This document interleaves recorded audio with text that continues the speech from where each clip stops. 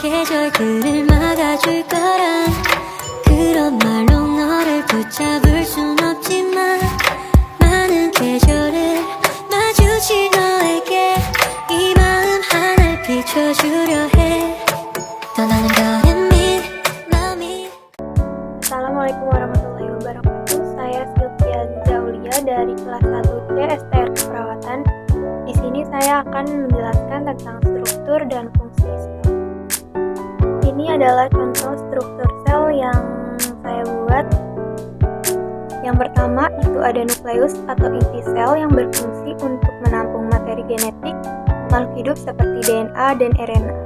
Yang kedua itu ada ribosomes yang berfungsi sebagai salah satu tempat untuk melakukan sintesis protein atau pembentukan protein.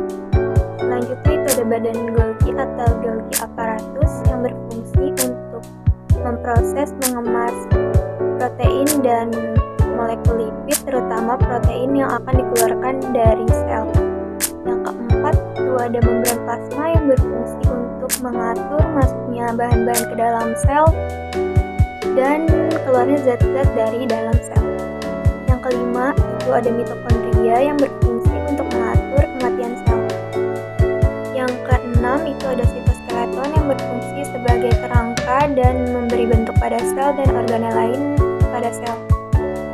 Yang ketujuh itu ada mikrotubulus yang berfungsi untuk menentukan bentuk sel dan dalam berbagai gerakan sel. Yang kedelapan itu ada intermediate filamen yang berfungsi sebagai elemen struktural yang membantu sel untuk mempertahankan bentuk dan integritas. Yang kesembilan itu ada mikrofilamen yang berfungsi untuk mempertahankan bentuk sel. Yang ke-10 itu ada peroksisom yang berfungsi untuk menetralkan radikal bebas dan racun agar tidak merusak sel. Yang ke-10 itu ada sentriol yang berperan penting dalam pembelahan sel dan membentuk benang spindel dan pembentukan silia serta flagel. Yang ke-12 itu ada lisosom yang berfungsi sebagai sistem pencernaan pada sel. Yang ke-13 itu ada flagellum yang berfungsi untuk menghasilkan arus air dengan partikel yang menghantam bagian luar kerak. Yang ke-14 itu ada rok endoplasmic reticulum atau retikulum endoplasma kasar yang memiliki ribosom yang merupakan organel kecil dan bulat